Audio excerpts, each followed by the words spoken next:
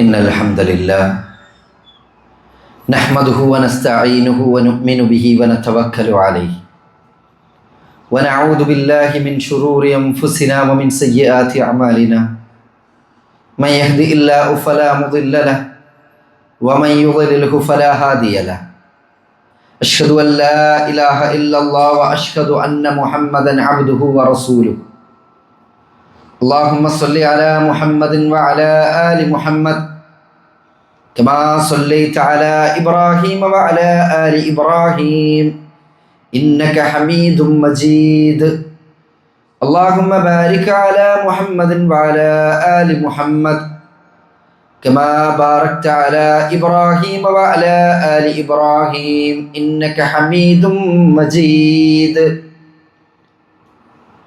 أعوذ بالله من الشيطان الرجيم بسم الله الرحمن الرحيم يا أيها الذين آمنوا اتقوا الله حق تقاته ولا تموتن إلا وأنتم مسلمون يا أيها الناس اتقوا ربكم الذي خلقكم من نفس واحدة وخلق منها زوجها وبث منهما رجالا كثيرا ونساء واتقوا الله الذي تساءلون به والأرحام إن الله كان عليكم رقيبا يا أيها الذين آمنوا اتقوا الله وقولوا قولا سديدا يصلح لكم أعمالكم ويغفر لكم ذنوبكم ومن يطع الله ورسوله فقد فاز فوزا عظيما رب اشرح لي صدري ويسر لي أمري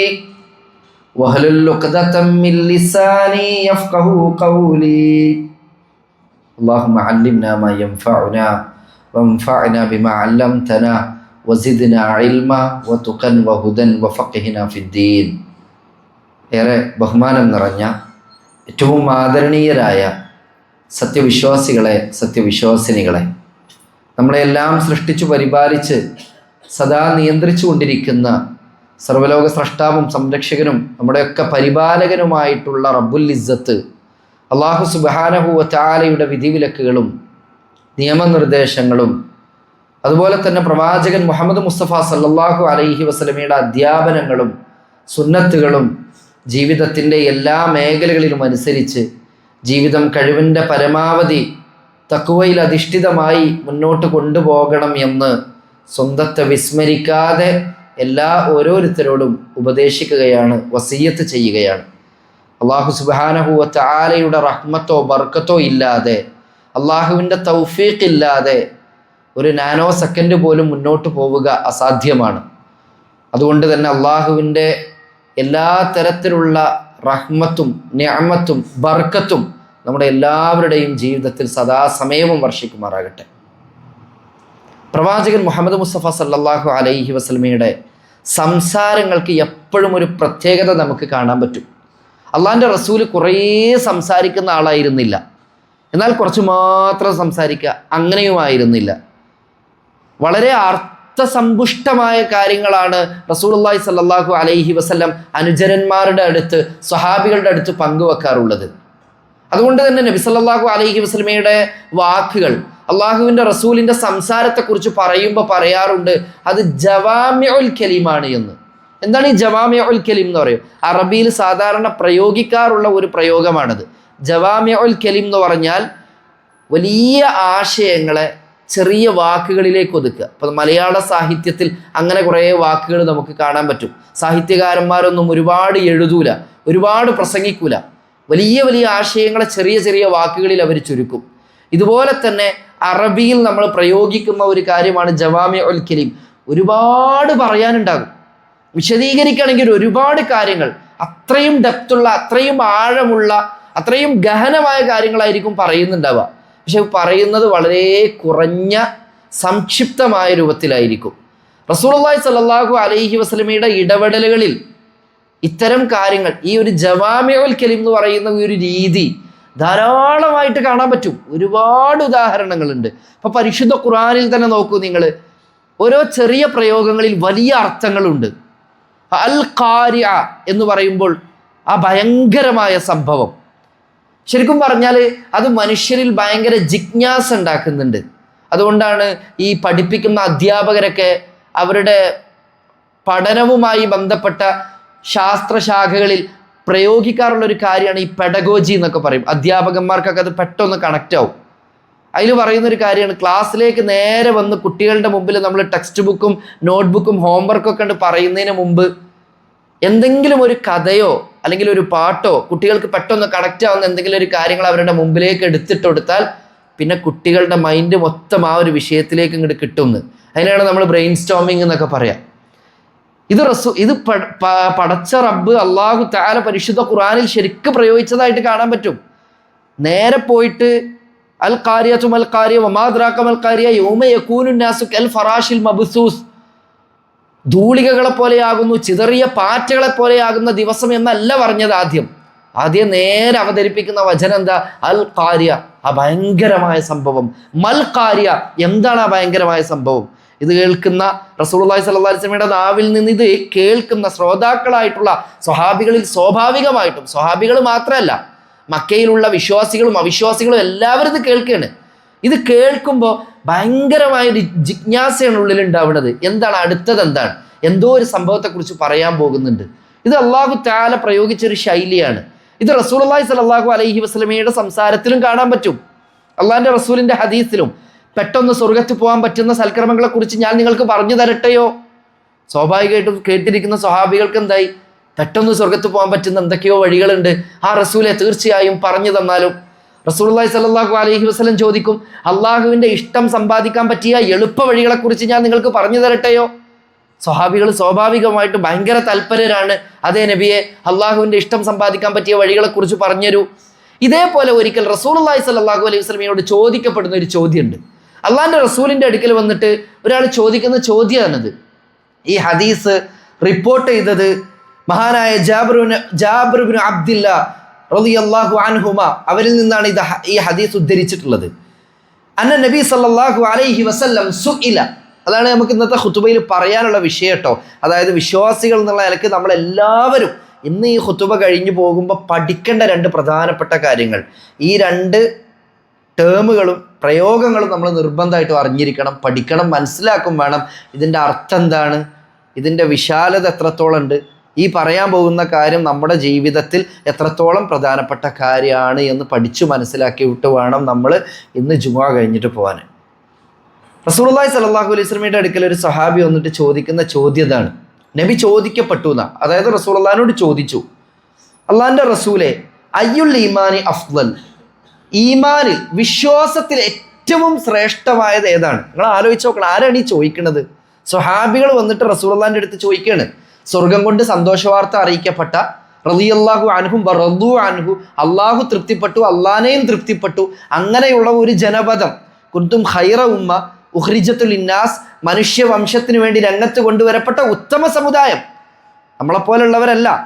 അങ്ങനെയുള്ള ഒരു ജനപദം റസൂലുള്ളാഹിൻ്റെ അടുത്ത് വന്നിട്ട് ചോദിക്കുകയാണ്, അയ്യുൽ ഈമാനി അഫ്ളൽ, അള്ളാഹിൻ്റെ റസൂലെ ഏറ്റവും ശ്രേഷ്ഠമായ ഈമാൻ ഏതാണ്? അപ്പം അവർക്ക് ഒതുങ്ങി നിന്നാൽ പോരാ, അതിൽ തന്നെ ഏറ്റവും ശ്രേഷ്ഠമായത് ഏതാണ്? ഇനിയും കൂടുതൽ ചെയ്യണം. അതാണ് വസാരിഉ ഇലാ മഅഫിറത്തിൻ മിർ റബ്ബിക്കും, നിങ്ങളുടെ രക്ഷിതാവിങ്കലേക്കുള്ള പാപമോചനത്തിലേക്ക് ധൃതിപ്പെട്ടു വരൂ, സ്വർഗത്തിലേക്ക് ധൃതിപ്പെട്ടു വരൂ എന്ന് പറഞ്ഞില്ലേ. അപ്പോൾ കുറേ ചെയ്യണം, അവർക്ക് ഒരുപാട് നന്മകൾ ചെയ്യണം. അതാണ് സ്വഹാബികളുടെ ഒരു ശൈലി, രീതി, സമീപനം.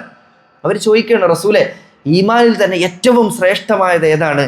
അതിന് അള്ളാഹിൻ്റെ റസൂൽ നൽകുന്ന മറുപടിയാണ് ഞാൻ നേരത്തെ പറഞ്ഞ കാര്യം. ജവാമിഉൽ കലിം എന്ന് പറയുന്നത് അള്ളാഹിൻ്റെ റസൂൽ രണ്ട് കാര്യമേ പറഞ്ഞെടുത്തിട്ടുള്ളൂ. പക്ഷെ ആ രണ്ട് കാര്യത്തിന് എത്ര വിശാലത ഉണ്ടെന്നറിയോ? നബി സല്ലല്ലാഹു അലൈഹി വസല്ലം പറഞ്ഞു, അസ്സബ്റു വസ്സമാഹ, അസ്സബ്റു വസ്സമാഹ. നിങ്ങൾ ആലോചിച്ച് നോക്കൂ, രണ്ട് പ്രയോഗങ്ങൾ മാത്രം നടത്തി റസൂലുള്ളാഹ്.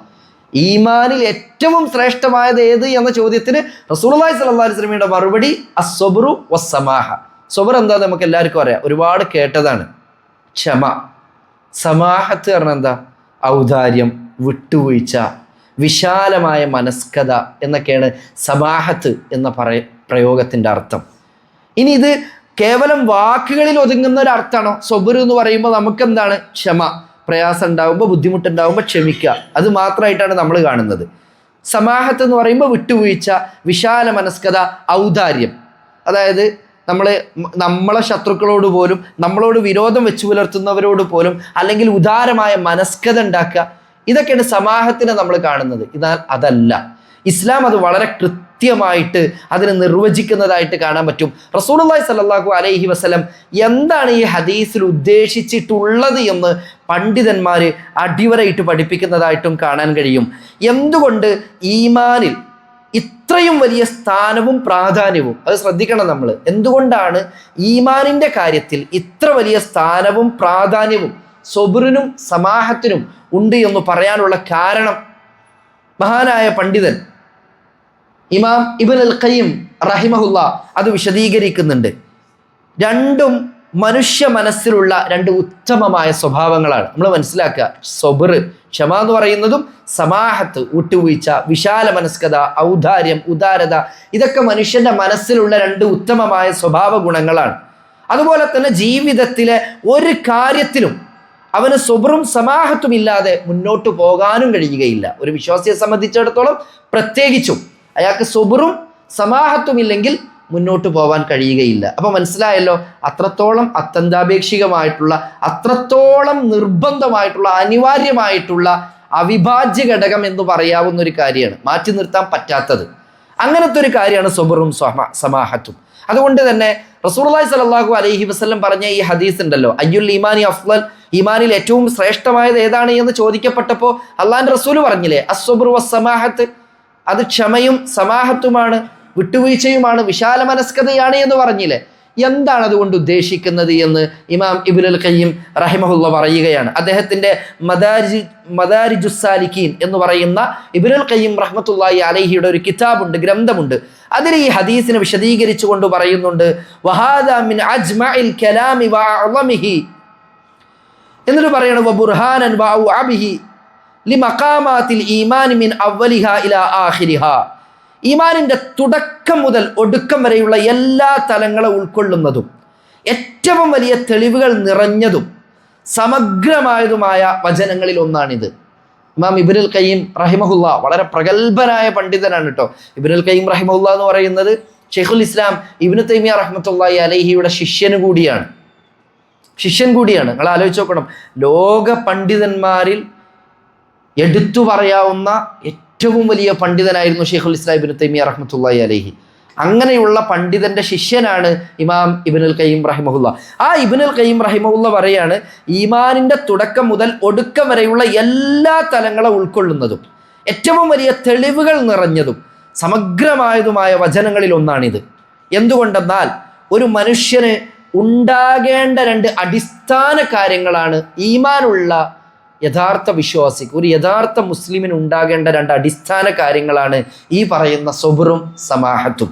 എന്നിട്ട് ഇബ്നുൽ ഖയ്യിം റഹിമഹുല്ല പറയാണ്, എന്താണ് സബ്ർ എന്നുള്ളതുകൊണ്ട് ഉദ്ദേശിക്കുന്നത്, എന്താണ് സമാഹത്ത് എന്നുള്ളതുകൊണ്ട് ഉദ്ദേശിക്കുന്നത്? കൽപ്പിക്കപ്പെട്ട കാര്യങ്ങൾ, അതായത് അല്ലാഹു സുബ്ഹാനഹു വ തആല നമ്മളോട് ചെയ്യാൻ വേണ്ടി കൽപ്പിച്ച കാര്യങ്ങൾ, റസൂലുള്ളാഹി സ്വല്ലല്ലാഹു അലൈഹി വസല്ലം നമുക്ക് നിർബന്ധമാക്കിയിട്ടുള്ള കാര്യങ്ങൾ, അത് ചെയ്യാൻ വേണ്ടി തയ്യാറാവുക. ഇപ്പോൾ ഫർളായിട്ടുള്ള കാര്യങ്ങൾ ഒരുപാടുണ്ടല്ലോ, പഠിപ്പിക്കപ്പെട്ട നിർബന്ധമാക്കപ്പെട്ട കാര്യങ്ങൾ ഒരുപാടുണ്ടല്ലോ, അത് ചെയ്യാൻ വേണ്ടി നമ്മൾ തയ്യാറാവുക. അതേപോലെ തന്നെ ആ തയ്യാറാകുന്നതിന് ഒരാളെ പ്രേരിപ്പിക്കുന്ന അടിസ്ഥാന ഘടകമാണ് സമാഹത്ത് എന്ന് പറയുന്നത്. ഇനി എന്താണ് സബ്ർ എന്നതുകൊണ്ട് ഉദ്ദേശിക്കുന്നത്? വിലക്കപ്പെട്ട കാര്യങ്ങൾ, ഹറാമായിട്ടുള്ള, മഅസിയത്തായിട്ടുള്ള, നിരോധിക്കപ്പെട്ട, അള്ളാഹുവിന് അനുസരണക്കേട് ചെയ്യുന്ന കാര്യങ്ങളുണ്ടല്ലോ, ആ കാര്യങ്ങൾ ഉപേക്ഷിക്കാനും അതിൽ നിന്ന് മാറി നിൽക്കാനോ തയ്യാറാവുക എന്നതാണ് സബ്ർ. മനസ്സിലായല്ലോ, എന്താണ് സബ്ർ? നിരോധിക്കപ്പെട്ട, ചെയ്യരുത് എന്ന് അല്ലാഹു തആലയും റസൂലുള്ളാഹി സ്വല്ലല്ലാഹു അലൈഹി വസല്ലമയും പഠിപ്പിച്ച കാര്യങ്ങൾ, ആ കാര്യങ്ങളിൽ നിന്ന് അകന്നു നിൽക്കാനും മാറി നിൽക്കാനും തയ്യാറാവുക. അതൊരാൾക്ക് സാധ്യമാകുന്നത് അയാളിൽ സബ്ർ, അങ്ങേയറ്റത്തെ സബ്ർ ഉണ്ടാകുമ്പോഴാണ്. അല്ലാഹു തആല പഠിപ്പിച്ച കാര്യങ്ങൾ, റസൂലുള്ളാഹി സ്വല്ലല്ലാഹു അലൈഹി വസല്ലം പഠിപ്പിച്ച കാര്യങ്ങൾ ഏതും ആകട്ടെ, അത് ചെയ്യണം, അതെൻ്റെ ബാധ്യതയാണ്, അത് ഞാൻ ചെയ്യണം, അത് എനിക്ക് വേണ്ടിയാണ് എന്ന ഒരു തോന്നൽ അയാളിൽ ഉണ്ടാകുമല്ലോ.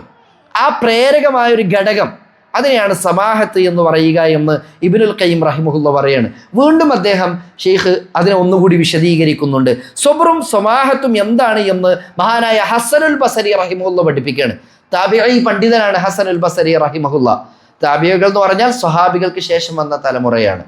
ആ താബിഈ പണ്ഡിതനായിട്ടുള്ള ഹസനുൽ ബസരി റഹിമഹുല്ല പറയുന്നുണ്ട്, അദ്ദേഹത്തോട് ഇതേപോലെ തന്നെ ചോദിക്കപ്പെട്ടു, എന്താണ് സബറും എന്താണ് സമാഹത്തും. താബിഈ പണ്ഡിതനായ ഹസനുൽ ബസരി റഹിമഹുല്ല പറയാണ്, അസ്സബ്റു അൻ മഅസിയത്തില്ലാഹ് വസ്സമാഹത്തു ബിഅദാഇ ഫറാഇദില്ലാഹി അസ്സ വജൽ. മഹാനായ ഹസനുൽ ബസരി റഹിമഹുല്ല പറയാണ്, സബർ എന്ന് പറഞ്ഞു കഴിഞ്ഞാൽ അത് അള്ളാഹുവിനോടുള്ള അനുസരണക്കേടിൽ നിന്ന്, അതായത് നമ്മുടെ ജീവിതത്തിൽ സംഭവിക്കുന്ന പാപങ്ങളിൽ നിന്ന് വിട്ടു നിൽക്കുക, അതാണ് ശരിക്കും പറഞ്ഞാൽ സബർ എന്ന് പറയുന്നത്. അള്ളാഹു നിർബന്ധമാക്കിയ കടമകൾ, ഫർളായിട്ടുള്ള കാര്യങ്ങൾ അത് കൃത്യമായി നിർവഹിക്കുക, എങ്ങനെയാണോ പഠിപ്പിക്കപ്പെട്ടത് അങ്ങനെ തന്നെ നിർവഹിക്കുക, അതാണ് സമാഹത്ത് എന്ന് പറയുന്നത് എന്ന് ഹില്യത്തു അബൂ നഈം എന്ന് പറയുന്ന കിതാബിൽ മഹാനായ ഇമാം ഹസനുൽ ബസരി റഹിമഹുല്ല പഠിപ്പിക്കുകയാണ്. അതുകൊണ്ട് തന്നെ ഈ ഒരു ഹദീസിനെ കുറിച്ചും അതിൻ്റെ ആശയങ്ങളെക്കുറിച്ചും നമ്മളൊന്ന് ചിന്തിച്ച് നോക്കുകയാണ് എന്നുണ്ടെങ്കിൽ അത് ദീനിനെ മുഴുവൻ ഉൾക്കൊള്ളുന്ന ഒരു ഭാഗമാണ് എന്ന് നമുക്ക് കാണാൻ കഴിയും. കാരണം വിശ്വാസി പല തരത്തിലുള്ള പ്രവർത്തനങ്ങളും ആരാധനകളും അനുസരണങ്ങളും ചെയ്യാൻ കൽപ്പിക്കപ്പെട്ട ഒരാളാണ്. ഒരു മുഅ്മിൻ എന്ന് പറയുന്നത് പല കാര്യങ്ങളും നിർബന്ധമായി ചെയ്യേണ്ട കാര്യങ്ങളെല്ലാം കൽപ്പിക്കപ്പെട്ടിട്ടുള്ള ഒരാളാണ്. അതൊക്കെ കൃത്യമായി നിർവഹിക്കാൻ പറ്റണമെന്നുണ്ടെങ്കിൽ സമാഹത്ത് ഉണ്ടാവണം, വിശാലമായൊരു മനസ്കത ഉണ്ടാകണം. കാരണം ആരാണ് ഇത് കൽപ്പിക്കുന്നത്? എന്തുകൊണ്ട് ഞാൻ ഈ പറയുന്ന കൽപ്പനകളൊക്കെ ഏറ്റെടുക്കണം? ഒന്ന് നമ്മൾ തന്നെ വളരെ ഓപ്പണായിട്ടൊന്ന് ചിന്തിച്ച് നോക്കി. എന്തുകൊണ്ട് ഞാൻ കൃത്യമായി നിസ്കരിക്കണം? ബാക്കിയുള്ള തിരക്കുകളൊക്കെ മാറ്റിവെച്ച് നിസ്കാരത്തിന് ഞാൻ എന്തുകൊണ്ട് പ്രാധാന്യം കൊടുക്കണം? എന്തുകൊണ്ട് ഞാൻ നോമ്പ് അനുഷ്ഠിക്കണം? എന്തുകൊണ്ട് ഞാൻ സുന്നത്ത് നോമ്പുകൾക്ക് പ്രാധാന്യം കൊടുക്കണം? സമ്പത്തിനോട് അത്യാർത്തി ഉണ്ടായിട്ടും അതിന് അത്രയും അത്യാവശ്യമുണ്ടായിട്ടും എന്തുകൊണ്ട് ഹജ്ജ് ചെയ്യണം? എന്തുകൊണ്ട് ഉംറ ചെയ്യണം? എന്തുകൊണ്ട് ഇബാദത്തുകൾ അനുഷ്ഠിക്കണം? ഒരുപാട് സൽക്കർമ്മങ്ങളുണ്ടല്ലോ, ഇതൊക്കെ എന്തിന് ഞാൻ അനുഷ്ഠിക്കണം? ഇത് ചെയ്യാൻ നമ്മളെ പ്രേരിപ്പിക്കുന്ന ഒരു ഘടകം സമാഹത്താണ്. ഈ സമാഹത്ത് ഉണ്ടെങ്കിലാണ് നമുക്ക് ഒരു നന്മയും നിബന്ധനകളില്ലാതെ ചെയ്യാൻ പറ്റുള്ളൂ. മറ്റേ ഞാനിപ്പോൾ എന്തിനാണ് ചെയ്യേണ്ട ആവശ്യം എന്നാണ് ചിന്തിക്കുക. സ്വഹാബികളൊക്കെ നോക്കൂ നിങ്ങൾ, അവരുടെ കയ്യിൽ ഇപ്പോൾ തബൂക്ക് യുദ്ധം നടക്കുന്ന ഒരു ഘട്ടം ഇസ്ലാമിക ചരിത്രത്തിൽ കാണാൻ പറ്റും. കയ്യിലൊന്നുമില്ല.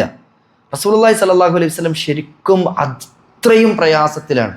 30,000 സ്വഹാബികളും 1,00,000 വരുന്ന 1,00,000-നെക്കാളും കൂടുതൽ ശത്രുക്കൾ ഉൾക്കൊള്ളുന്ന വലിയൊരു യുദ്ധമാണ്. അപ്പോൾ റസൂലുള്ളാഹി സ്വല്ലല്ലാഹു അലൈഹി വസല്ലം സ്വഹാബികളുടെ നേരെ നോക്കിയിട്ട് ചോദിക്കുന്നൊരു ചോദ്യമുണ്ട്, എൻ്റെ സ്വഹാബ, എന്താണ് നിങ്ങളെ കയ്യിലുള്ളത്? നമ്മൾ നിരായുധരാണ്, ഒന്നുമില്ല, അത്രയും പ്രയാസത്തിലാണ് നമ്മളുള്ളത്, എന്താ കയ്യിലുള്ളത്? അവിടെ പുണ്യം നേടാനുള്ള അവസരം കാത്തു നിൽക്കുകയാണ് സ്വഹാബികൾ. അബൂബക്കർ സിദ്ദീഖ് റളിയല്ലാഹു അൻഹു കേട്ട പാതി കേൾക്കാത്ത പാതി നേരെ വീട്ടിലേക്ക് ഓടുകയാണ്. കയ്യിലുള്ള എല്ലാ സമ്പത്തും കൊണ്ടുവന്നിട്ട് റസൂലുള്ളാഹിക്ക് കൊടുക്കുകയാണ്. അപ്പോൾ റസൂലുള്ളാഹി സ്വല്ലല്ലാഹു അലൈഹി വസല്ലം ചോദിക്കുന്ന അടുത്ത ചോദ്യം എന്താ അറിയോ? അബൂബക്കറെ, ഇനി എന്താ വീട്ടിൽ ബാക്കിയുള്ളത് എന്ന്. അപ്പോൾ റസൂലുള്ളാഹി സ്വല്ലല്ലാഹു അലൈഹി വസല്ലമയുടെ കണ്ണുകളിലേക്ക് നോക്കിയിട്ട് സിദ്ദീഖുൽ അക്ബർ അബൂബക്കർ റളിയല്ലാഹു അൻഹു പറയണം, അള്ളാഹിൻ്റെ റസൂലെ, സത്യമായിട്ട് ഇനി വീട്ടിൽ അള്ളയും റസൂൽ തന്നെ ബാക്കിയുള്ളൂ എന്ന് പറഞ്ഞാൽ ഇതന്നെ ഞങ്ങൾക്കുള്ളൂ, ബാക്കിയെല്ലാം ഞങ്ങൾ കൊണ്ടുവന്നിട്ടുണ്ട്. അപ്പോൾ ഉസ്മാൻ ബിൻ അഫ്ഫാൻ റളിയല്ലാഹു അൻഹുവിന് ഇത് കണ്ടുക്കാൻ പറ്റണില്ല. കാരണം സ്വഹാബികൾ അവരുടെ കൂട്ടത്തിൽ ഏറ്റവും ടോപ്പ് ഗ്രേഡിൽ നിൽക്കുന്ന ആളുകളാണെങ്കിലും ഇവർക്ക് ഭയങ്കര മത്സര ബുദ്ധിയാണ്. പ്രതിഫലത്തിൻ്റെ കാര്യത്തിലാട്ടോ, അല്ലാതെ ബിസിനസ് വളർത്തുന്ന കാര്യത്തിലോ ദുനിയാവിൽ വീടെടുക്കുന്ന കാര്യത്തിലോ മറ്റു കാര്യങ്ങളിലോ ഒന്നുമല്ല.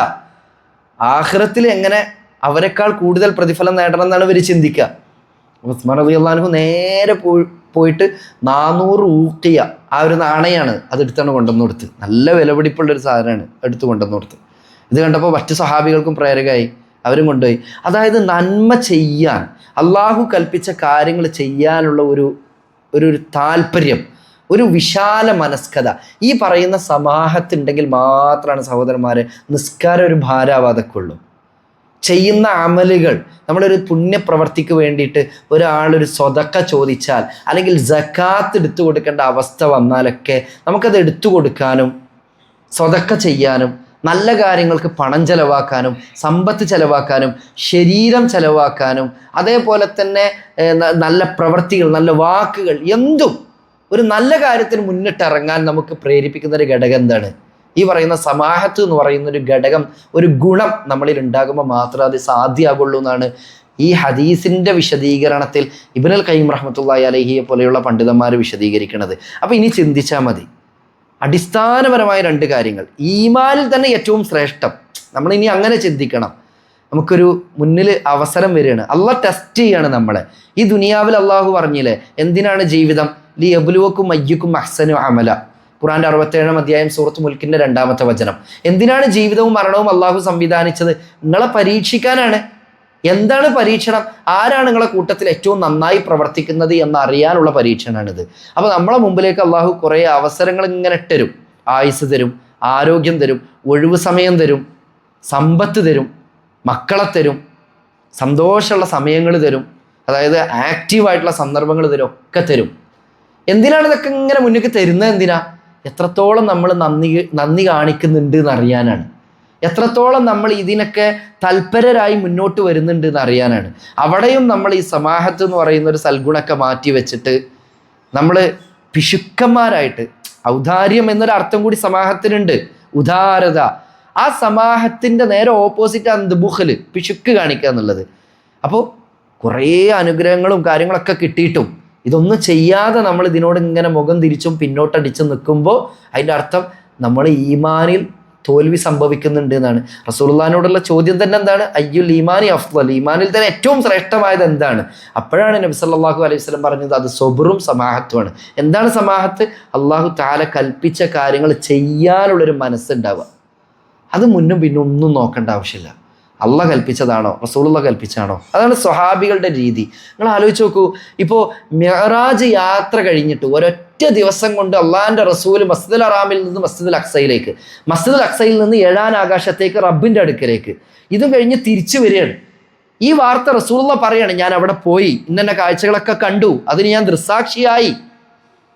അല്ലെങ്കിലേ റസൂലുള്ളാഹിനെ കള്ളനെന്നും വ്യാജവാദി എന്നും സാഹിറെന്നും മാരണക്കാരനെന്നൊക്കെ പറഞ്ഞ് അവരിങ്ങനെ ചാപ്പയടിച്ചുകൊണ്ടിരിക്കുകയാണ്. ആ സമയത്ത് റസൂലുള്ളാഹി വന്ന് പറയുന്നത്. അപ്പോൾ അബൂബക്കർ സിദ്ദീഖ് റളിയല്ലാഹു അൻഹുവിനെ പോലെയുള്ള വളരെ പ്രഗത്ഭരും മക്കയിലുണ്ട്. അവരെയും കൂടി ശത്രുക്കൾക്ക് അവരുടെ ഭാഗത്തേക്ക് കിട്ടണം. അപ്പോൾ അവർ ഈ അവസരം മുതലെടുത്തിട്ട് നേരെ പോയിട്ട് അബൂബക്കർ റളിയല്ലാഹു അൻഹുവിനോട് പറയാണ്, കണ്ടില്ലേ, ഇനിയും നിങ്ങൾ എന്ത് കണ്ടിട്ടാണ് ആ റസൂലുള്ളാഹിനെ മുഹമ്മദിനെ എങ്ങനെ കൂടെ കൊണ്ടുനടക്കുന്നത്? ഇപ്പോഴെങ്കിലും മനസ്സിലായില്ലേ? ഞങ്ങൾ അന്നേ പറഞ്ഞില്ലേ മുഹമ്മദ് നബി പറയുന്നത് കളവാണെന്ന്? ഇപ്പോഴെങ്കിലും മനസ്സിലായില്ലേ? ഇതാ ഇപ്പൊ പറയുന്ന ഒരു കാര്യം എന്താ?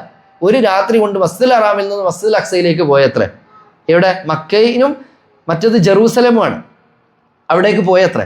അവിടുന്ന് 7-ാം ആകാശത്തേക്കും പോയി തിരിച്ചു വന്നത്രേ. ഇത് കേട്ടപ്പോൾ അള്ളാഹുവിന് വേണ്ടി ആ വക്രതയില്ലാത്ത നേരെ ചൊവ്വേ ചിന്തിക്കുന്ന മഹാനായ അബൂബക്കർ സിദ്ദീഖ് റളിയല്ലാഹു അൻഹു ചോദിക്കുന്ന ഒരു ചോദ്യമുണ്ട്. മുഹമ്മദ് നബി അങ്ങനെ പറഞ്ഞോ? പറഞ്ഞു. എന്നാൽ ഞാനത് വിശ്വസിക്കുന്നുണ്ട്. അദ്ദേഹം മല്ലമീനാണ്, കളവ് പറയൂല, ഞാനത് വിശ്വസിച്ചിരിക്കുന്നു. അതുകൊണ്ടല്ല സിദ്ദീഖ് എന്നുള്ള പേരിട്ട്. സത്യവിശ്വാസികളുടെ സൽഗുണമായിട്ട് സൂറത്തു ബഖറയിലെ 2-ാം അധ്യായത്തിലെ 255, 256 വചനങ്ങളിൽ പറയുന്ന ഒരു കാര്യം തന്നെ എന്താ? സമിഅന വ അതഅന. ഒരു കാര്യം അവരോട് പറയപ്പെട്ടാൽ കേട്ടു അനുസരിച്ചു. പിന്നെ അതെന്താ അങ്ങനെ? അല്ലെങ്കിൽ ഇപ്പം നമ്മൾ ചെയ്യേണ്ട ആവശ്യമുണ്ടോ? അല്ലെങ്കിൽ ഇപ്പം അതാണോ ഇപ്പം അത്ര വലിയ പ്രാധാന്യം?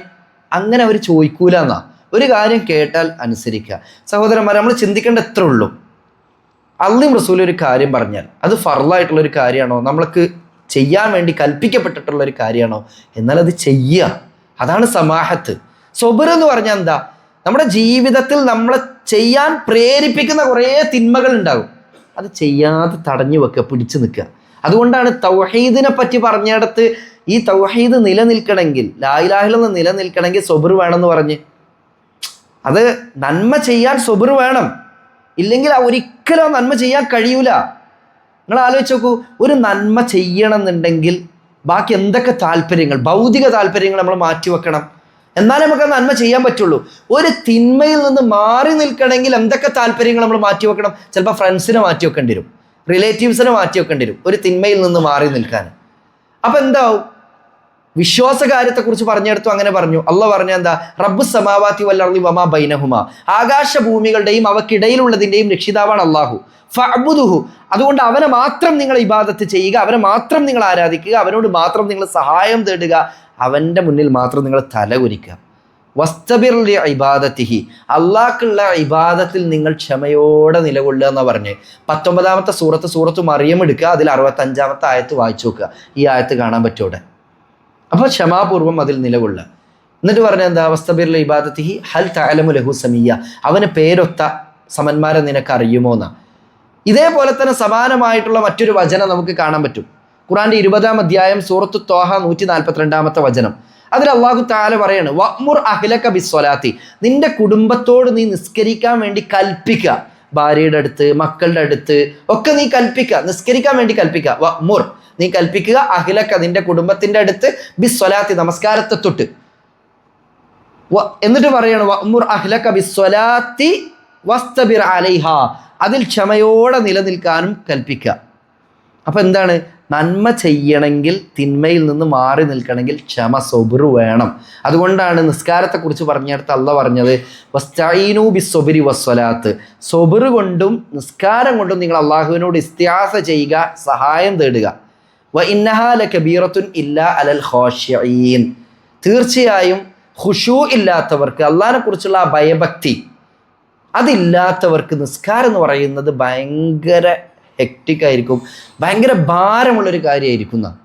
അപ്പോൾ എന്ത് പുണ്യാണെങ്കിലും, ഞാൻ നേരത്തെ പറഞ്ഞല്ലോ, നമ്മൾ പടച്ചോൻ്റെ അടുത്തുള്ള ആ ഒരു പ്രതിഫലം. അതുകൊണ്ടാണ് അബൂബക്കർ സിദ്ദീഖ് റളിയല്ലാഹു അൻഹു വീട്ടിലേക്ക് ഓടിയുള്ള സമ്പത്ത് മുഴുവൻ കൊണ്ടുവന്ന് കൊടുക്കുന്നത്. ഉസ്മാൻ റളിയല്ലാഹു അൻഹു വീട്ടിലേക്ക് ഓടിയിട്ടുള്ള സമ്പത്ത് മുഴുവൻ കൊണ്ടുവന്ന് കൊടുക്കുന്നത്. അബ്ദുറഹ്മാൻ ബിൻ ഔഫ് റളിയല്ലാഹു അൻഹുവിനെ പോലെയുള്ള ആളുകൾ ബൈറുവാ തോട്ടം മുഴുവൻ കൊണ്ടുവന്ന് കൊടുക്കുന്നത്. സൂറത്ത് ആലു ഇമ്രാൻ 3-ാമത്തെ അധ്യായം 92-ാമത്തെ വചനം ഇറങ്ങിയപ്പോഴേക്ക് ഒരു തോട്ടം മുഴുവൻ അള്ളാഹിന്റെ മാർഗത്തിൽ കൊടുക്കുകയാണ്. ലൻ തനാലൽ ബിർറ ഹത്താ തുൻഫിഖൂ മിമ്മാ തുഹിബ്ബൂൻ എന്നുള്ള ആയത്ത് ഇറങ്ങിയപ്പോഴേക്ക് നിങ്ങൾക്ക് ഇഷ്ടപ്പെടുന്നത് അള്ളാഹിന്റെ മാർഗത്തിൽ ചെലവഴിക്കാത്ത കാലത്തോളം നിങ്ങളുടെ വിശ്വാസം പൂർത്തിയാവില്ല. അപ്പോൾ നമുക്ക് ഇഷ്ടമുള്ള ഒരു സാധനം അല്ലെങ്കിൽ നമുക്ക് ഇഷ്ടമില്ലാത്തൊരു സാധനം അള്ളാഹിന്റെ മാർഗത്തിൽ കൊടുക്കല്ല, അതിനോട് പ്രിയമുണ്ടായിരിക്കാതെ അള്ളാഹിന്റെ മാർഗത്തിൽ ചെലവഴിക്കാൻ സന്നദ്ധത കാണിക്കുക. എന്ത് പുണ്യം ചെയ്യാനാണെങ്കിലും വിശാലമായൊരു മനസ്കത വേണം, സമാഹത്ത് വേണം. തെറ്റിൽ നിന്ന് മാറി നിൽക്കണമെങ്കിൽ സബറും വേണം. അതുകൊണ്ട് സഹോദരന്മാരെ, വിശ്വാസികളെ, വിശ്വാസിനികളെ, ഈ 2 അടിസ്ഥാന ഗുണങ്ങൾ ഇത് നമ്മുടെ ജീവിതത്തിൽ ഇന്ന് മുതൽ അങ്ങോട്ട് നിലനിർത്തുക. ഞാൻ പറഞ്ഞുവല്ലോ, ഈമാനിൽ തന്നെ ഏറ്റവും ശ്രേഷ്ഠം ഏത് എന്ന ചോദ്യത്തിന് റസൂലുള്ളാഹി നൽകിയ മറുപടിയാണ് ഈ 2 ഗുണങ്ങൾ, സബറും സമാഹത്തും. ഇനി നമ്മൾ എന്ത് പുണ്യം ചെയ്യുമ്പോഴും ആ സമാഹത്ത് എനിക്ക് കൈവരണമെങ്കിൽ ഞാൻ ആ പുണ്യത്തിലേക്ക്, ആ നല്ല പ്രവൃത്തിയിലേക്ക് ഇറങ്ങിയേ തീരൂ എന്ന് ചിന്തിക്കുക. ഒരു തെറ്റ് ചെയ്യാൻ തോന്നുമ്പോൾ ചിന്തിക്കുക, സബറില്ലാതെ എനിക്ക് ആ തെറ്റിൽ നിന്ന് മാറി നിൽക്കാൻ പറ്റില്ല. അതുകൊണ്ട് ക്ഷമിച്ചുകൊണ്ട് ഞാനിത് ആ തെറ്റിൽ നിന്ന് മാറി നിൽക്കുന്നു എന്നുള്ള ഒരു സൽചിന്തയും നമ്മൾ മുന്നിൽ കൊണ്ടുവരിക. അല്ലാഹു തആല അതിനെ നമുക്കൊക്കെ തൗഫീഖ് നൽകി അനുഗ്രഹിക്കുമാറാകട്ടെ.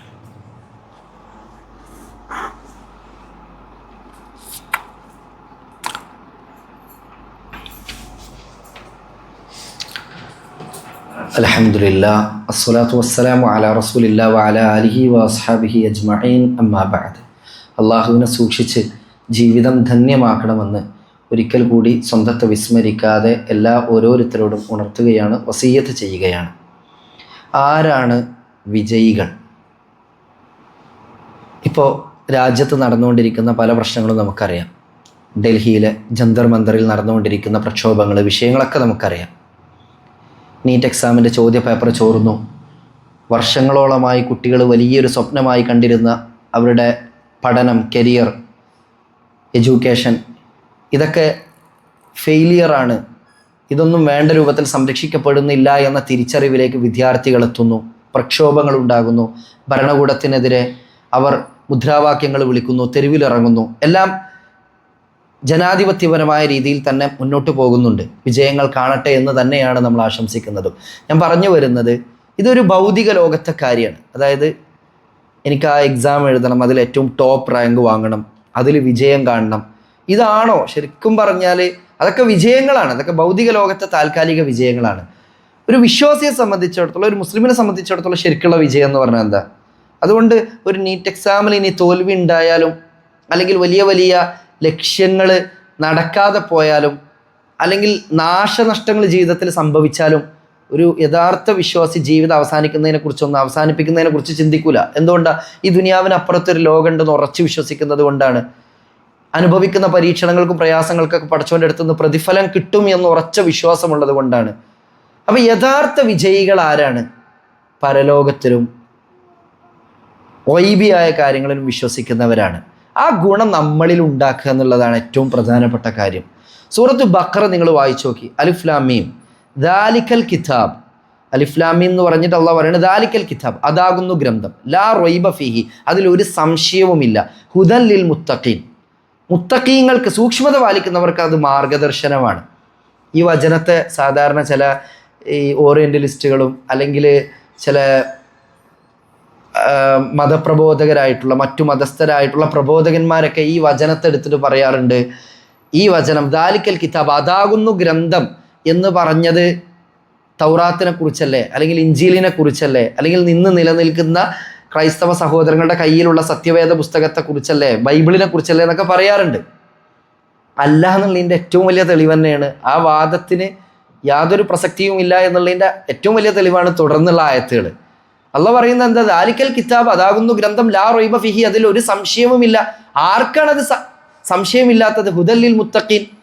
അത് ആർക്കാണ് ഹുദയാകുന്നത്, മാർഗദർശനമാകുന്നത്? ആർക്കാണ്? മുത്തഖികൾക്കാണ്. ആരാണ് ഈ മുത്തഖീങ്ങൾ എന്ന് പറയുന്നത്? അള്ളാഹുവിനനുസരിച്ച് ജീവിക്കുന്ന, അള്ളാഹുവിൻ്റെ പ്രവാചകന്മാരുടെ അധ്യാപനങ്ങൾ ഫോളോ ചെയ്യുന്ന ആളുകളാണ് മുത്തഖീങ്ങൾ എന്ന് പറയുന്നത്. പരലോകത്തിൽ ഉറച്ചു വിശ്വസിക്കുന്നവരാണ്. എന്നിട്ട് അവരുടെ വിശേഷണങ്ങൾ തൊട്ടടുത്ത ആയത്തിൽ പറയുന്നുണ്ട്. അപ്പം തന്നെ മനസ്സിലാവും ഈ ആയത്തും ആ രണ്ടാമത്തെ ആയത്തും ഒരിക്കലും ഈ പറയുന്ന വിഭാഗത്തെക്കുറിച്ചല്ല, അല്ലെങ്കിൽ ഇന്ന കാര്യങ്ങളെക്കുറിച്ചല്ല എന്ന് മനസ്സിലാവും. അള്ളാഹ് പറയുന്നത് എന്താ? അല്ലദീന യുഅ്മിനൂന ബിൽ ഗൈബ്. ആർക്കാണ് ഇത് മാർഗദർശനമായിട്ടുള്ളത്, അല്ലെങ്കിൽ ആരാണ് ഈ വിജയിക്കുന്നവർ? അല്ലദീന യുഅ്മിനൂന ബിൽ ഗൈബ്, അവർ അദൃശ്യ കാര്യങ്ങളിൽ വിശ്വസിക്കുന്നവരാണ്. ഗൈബിൽ നമുക്കൊരു പ്രത്യേകത ഉണ്ട്. നമ്മൾ ചില കാര്യങ്ങൾ നമ്മളെ കണ്ണ് കണ്ടാലേ വിശ്വസിക്കുള്ളൂ എന്ന് പറയുന്നതിലൊന്നും ഒരു അർത്ഥമില്ല. നമ്മളെ കണ്ണുകൾക്കും കാഴ്ചകൾക്കും എത്ര പരിമിതി ഉണ്ട്. ഇപ്പം നിങ്ങൾ ആലോചിച്ച് നോക്കൂ. ഇപ്പോൾ സയൻസിൽ തന്നെ, സാധാരണ ഫിലോസഫിയിലൊക്കെ ഒരു കാര്യം തന്നെ പറയാറുണ്ട്. നമ്മൾ എപ്പോഴും പറയൽ, ഒരു കാര്യം ശാസ്ത്രീയമായി തെളിയിക്കപ്പെട്ടാൽ ഞാൻ വിശ്വസിക്കാമെന്ന്. അതിനാണ് സാധാരണ ശാസ്ത്രമാത്രവാദം അല്ലെങ്കിൽ സയൻറ്റിസം എന്നൊക്കെ പറയാം. ഇത് പറയുന്ന ആൾക്കാർ കൊണ്ടുവരുന്ന ഒരു തെളിവ് എന്താ? ശാസ്ത്രം മാത്രമാണ് അറിവിൻ്റെ ഏക സ്രോതസ്. എപ്പിസ്റ്റമിക് സയൻറ്റിസം എന്ന് പറയും അതിന്. ശാസ്ത്രം മാത്രമാണ് അറിവിൻ്റെ ആകെ സ്രോതസ് എന്ന്. അത് മാത്രമാണോ? അല്ല, ഒരുപാട് കാര്യങ്ങളുണ്ട്, ഇഷ്ടം പോലെ ഉണ്ട്. ശാസ്ത്രം മാത്രമല്ല, അറിവിൻ്റെ സ്രോതസ്സുകളിൽ ഒരു മേഖല മാത്രമാണ് ശാസ്ത്രം. ഇതേപോലെ നമ്മളൊരു കാര്യം കണ്ണുകൊണ്ട് കണ്ടാൽ മാത്രമേ വിശ്വസിക്കുള്ളൂ എന്ന് പറഞ്ഞാൽ ഈ പ്രപഞ്ചത്തിൽ നമ്മുടെ കണ്ണുകൾക്ക് കാണാൻ കഴിയാത്ത എന്തൊക്കെ കാര്യങ്ങളുണ്ട്. അപ്പം നമ്മൾ അതിലൊന്നും വിശ്വസിക്കൂലേ? അള്ളാഹു തആല പറയണത് എന്താ? വിശ്വാസികളുടെ ഏറ്റവും വലിയ അടിവരായിട്ട് വായിക്കേണ്ട ഒരു ഗുണമാണ് അവർ ഗൈബിൽ വിശ്വസിക്കുന്നവരാണ്. നമ്മുടെ കണ്ണുകൾ കൊണ്ട് കാണാൻ കഴിയാത്ത ഒരുപാട് കാര്യങ്ങളുണ്ട്. ബർസഖ്, ഖബർ ശിക്ഷ, ഇതൊന്നും നമുക്ക് കണ്ണുകൊണ്ട് കാണാൻ പറ്റൂല. എന്നാൽ നമ്മളതിൽ വിശ്വസിക്കുന്നില്ലേ? ഉണ്ട്. എന്തുകൊണ്ട്? അള്ളാഹും റസൂലും പറഞ്ഞിട്ടുണ്ട്. അതിൻ്റെ അപ്പുറത്തേക്ക് ഒരു കാര്യമില്ല. അതുകൊണ്ടാണ് ഞാൻ പറഞ്ഞത്, ഈ സമാഹത്തൊക്കെ വേണമെന്നുണ്ടെങ്കിൽ, ഒരു ഉദാര മനസ്കതയും വിശാല മനസ്കതയും നമുക്ക് വേണമെന്നുണ്ടെങ്കിൽ, ആ കാര്യം അള്ളാഹ് പറഞ്ഞതാണോ റസൂലുള്ള പറഞ്ഞതാണോ എന്നാൽ അത് വിശ്വസിക്കുക. അതിന് തെളിവ് കിട്ടിയാൽ, അതായത് തെളിവ് എന്ന് പറയുന്നതിന് നമ്മൾ വെക്കുന്ന ഒരു ഫ്രെയിം എന്താ? നമ്മുടെ പഞ്ചേന്ദ്രിയങ്ങൾ കൊണ്ട് അനുഭവിക്കാൻ പറ്റുക. പഞ്ചേന്ദ്രിയങ്ങൾ കൊണ്ട് അനുഭവിക്കാൻ പറ്റാത്ത എന്തൊക്കെ കാര്യങ്ങൾ ഈ പ്രപഞ്ചത്തിലുണ്ട്. അപ്പം അതൊന്നും നമ്മൾ വിശ്വസിക്കൂലേ? വിശ്വസിക്കുന്നുണ്ട്. അത് വിശ്വസിച്ചേ തീരൂ. അതിന് ആദ്യം എന്ത് മനസ്സിലാക്കണം? നമ്മുടെ തലച്ചോറിനും അറിവിനും പരിമിതി ഉണ്ട് എന്നുള്ള തിരിച്ചറിവെങ്കിലും ഇത്തരം വാദങ്ങൾ ഉന്നയിക്കുന്ന മനുഷ്യന്മാർക്ക് വേണം. ഗൈബിൽ വിശ്വസിക്കുക എന്ന് പറഞ്ഞാൽ വളരെ പ്രധാനപ്പെട്ട കാര്യമാണ്. മലക്കുകളെ നമുക്ക് കാണാൻ പറ്റുന്നില്ല, പക്ഷെ നമ്മളതിൽ വിശ്വസിക്കണം. വിശ്വസിക്കുന്നുണ്ട്. അതുപോലെ തന്നെ ഞാൻ നേരത്തെ പറഞ്ഞു, ബർസഖ് വിശ്വസിച്ചേ മതിയാകൂ. അത് നമ്മളുടെ ഈമാനിൻ്റെ ഭാഗമാണ്. പരലോകം, ഇതെല്ലാം നമ്മളെ സംബന്ധിച്ചിടത്തോളം ഇപ്പത് ഗൈബിയായ കാര്യങ്ങളാണ്, അദൃശ്യ കാര്യങ്ങളാണ്, കാര്യകാരണ ബന്ധങ്ങൾക്ക് അപ്പുറത്തുള്ള കാര്യങ്ങളാണ്. നമ്മൾ വിശ്വസിച്ചേ മതിയാകൂ. ദൃശ്യലോകത്തുള്ളതല്ല. അത് അള്ളാഹും റസൂലും പഠിപ്പിച്ചതാണ്. അല്ലദീന യുഅ്മിനൂന ബിൽ ഗൈബി വയുഖീമൂന സ്വലാത്ത്, അവർ നിസ്കാരം നിലനിർത്തുന്നവരാണ്. വമിമ്മാ റസഖ്നാഹും യുൻഫിഖൂൻ, അള്ളാഹ് അവർക്ക് കൊടുത്ത റിസ്ക്കായി നൽകിയതിൽ നിന്ന് അവർ ചെലവഴിക്കുകയും ചെയ്യും. അല്ലദീന യുഅ്മിനൂന ബിമാ ഉൻസില ഇലൈക വമാ ഉൻസില മിൻ ഖബ്ലിക്, പ്രവാചകരെ നിങ്ങൾക്ക് അവതരിപ്പിക്കപ്പെട്ടതിലും നിങ്ങൾക്ക് മുമ്പ് അവതരിപ്പിക്കപ്പെട്ടതിലും വിശ്വസിക്കുന്നവരാണ് അവർ. ഉലൈക അലാ ഹുദം മിർ റബ്ബിഹിം വഉലൈക ഹുമുൽ മുഫ്ലിഹൂൻ, അവർ അവരുടെ രക്ഷിതാവിൻ്റെ മാർഗത്തിലാണ്, അവർ തന്നെയാണ് വിജയികൾ. അപ്പോൾ ആ ഒരു സൽഗുണം സത്യവിശ്വാസികളെ, വിശ്വാസിനികളെ നമ്മളും കൊണ്ടുവരിക. നമ്മൾ ഒരു കാര്യം അത് അള്ളാഹും റസൂലും പറഞ്ഞതാണോ, ഖുർആനിലും ഹദീസിലും സ്ഥിരപ്പെട്ടതാണോ എങ്കിൽ അത് വിശ്വസിക്കുക. അതാണ് വിജയത്തിൻ്റെ നിദാനം, അടിസ്ഥാനം എന്ന് നമ്മൾ മനസ്സിലാക്കി മുന്നോട്ട് പോവുക. സർവ്വലോക രക്ഷിതാവായ അല്ലാഹു സുബ്ഹാനഹു വ തആല അതിന് നമുക്കെല്ലാം തൗഫീഖ് നൽകി അനുഗ്രഹിക്കുമാറാകട്ടെ. നമ്മളിൽ വന്നുപോയിട്ടുള്ള ചെറുതും വലുതുമായിട്ടുള്ള, രഹസ്യമായും പരസ്യമായും അറിഞ്ഞും അറിയാതെയുമായി ചെയ്തു കൂട്ടിയിട്ടുള്ള ഒരുപാട് തിന്മകളും പാപക്കറകളും പോരായ്മകളും ഉണ്ട്. അതെല്ലാം അല്ലാഹു സുബ്ഹാനഹു വ തആല നമുക്ക് പുറത്തു മാപ്പാക്കി തരട്ടെ. പട്ടിണി കൊണ്ടും ദാരിദ്ര്യം കൊണ്ടും കടബാധ്യതകൾ കൊണ്ടൊക്കെ പ്രയാസപ്പെടുന്ന ഒരുപാട് മനുഷ്യരുണ്ട്. അവരുടെ പട്ടിണി, ദാരിദ്ര്യം, കടബാധ്യതകളെല്ലാം അല്ലാഹു തആല ദൂരീകരിച്ചു കൊടുക്കുമാറാകട്ടെ. മാറാ രോഗങ്ങൾ കൊണ്ട് പ്രയാസപ്പെടുന്നവരുടെ രോഗം അല്ലാഹു തആല എത്രയും പെട്ടെന്ന് ശിഫ നൽകി അവർക്ക് നമുക്കുമൊക്കെ പൂർണ്ണമായ ആയുസ്സാരോഗ്യ സൗഖ്യം നൽകി അനുഗ്രഹിക്കുമാറാകട്ടെ. പ്രാർത്ഥിക്കാൻ വസിയ്യത്ത് ഏൽപ്പിച്ചിട്ടുള്ള ഒരുപാട് ആളുകളുണ്ട്. പ്രത്യേകിച്ചും നമ്മുടെ പള്ളിയിലൊക്കെ സ്ഥിരമായി പങ്കെടുക്കുന്ന നമ്മുടെ ഒരു ആദർശ സഹോദരൻ, അദ്ദേഹത്തിൻ്റെ ഉമ്മ അല്പം പ്രയാസത്തിലാണ്, ചികിത്സയിലാണ് ഉള്ളത്, ഹോസ്പിറ്റലിൽ അഡ്മിറ്റാണ്. പ്രാർത്ഥിക്കാൻ വേണ്ടി പ്രത്യേകം ആവശ്യപ്പെട്ടിട്ടുണ്ട്. ആ ഉമ്മാക്ക് അല്ലാഹു തആല എത്രയും പെട്ടെന്ന് സമ്പൂർണ്ണമായ ഷിഫാ പ്രദാനം ചെയ്യുകയും പൂർണ്ണ ആരോഗ്യത്തോടു കൂടി തിരിച്ചു വരാനും നമ്മോടൊപ്പം ചേരാനുമുള്ള തൗഫീഖ് അല്ലാഹു സുബ്ഹാനഹു വ തആല നൽകി അനുഗ്രഹിക്കുമാറാകട്ടെ. കത്തിയാളുന്ന നരകത്തിൽ നിന്ന് റബ്ബ് നമ്മളെയൊക്കെ കാത്തുരക്ഷിക്കുമാറാകട്ടെ. ഏറ്റവും സുരക്ഷിതമായ രൂപത്തിൽ നിർഭയത്വത്തോടു കൂടി ഈ രാജ്യത്തും മറ്റു രാജ്യക്കാർക്കും അവരുടെ പ്രദേശങ്ങളിൽ ഈ ഭൂമുഖത്ത് ജീവിക്കാനുള്ള തൗഫീഖ് അല്ലാഹു നൽകി അനുഗ്രഹിക്കുമാറാകട്ടെ. നിർഭയത്വം വലിയൊരു നിഅമത്താണെന്ന് തിരിച്ചറിയാനും അത് ഉൾക്കൊണ്ട് മുന്നോട്ട് പോകാനുമുള്ള കഴിവും തൗഫീഖും നമുക്ക് ഓരോരുത്തർക്കും ഉണ്ടാകട്ടെ. ഏറ്റവും പക്വതയോടുകൂടി കാര്യങ്ങളെ വീക്ഷിക്കാനും നിരീക്ഷിക്കാനും പക്വമായ നിലപാടുകളിലൂടെ മുന്നോട്ട് പോകാനുമുള്ള ഒരു തൗഫീഖും പാഠവും അല്ലാഹു തആല നമുക്ക് എല്ലാവർക്കും നൽകി അനുഗ്രഹിക്കുമാറാകട്ടെ. اللهم اجرنا من النار اللهم اجرنا من النار اللهم اجرنا من النار اللهم اعز الاسلام والمسلمين واذل الشرك والمشركين ربنا اصرف عنا عذاب جهنم ان عذابها كان غراما انها ساءت مستقرا ومقاما ربنا هب لنا من ازواجنا وذرياتنا قرة اعين واجعلنا للمتقين اماما ربنا آتنا في الدنيا حسنة وفي الآخرة حسنة وقنا عذاب النار ربنا آتنا في الدنيا حسنة وفي الآخرة حسنة وقنا عذاب النار ربنا تقبل منا إنك أنت السميع العليم وتب علينا إنك أنت التواب الرحيم آمين آمين آمين برحمتك يا أرحم الراحمين والحمد لله رب العالمين.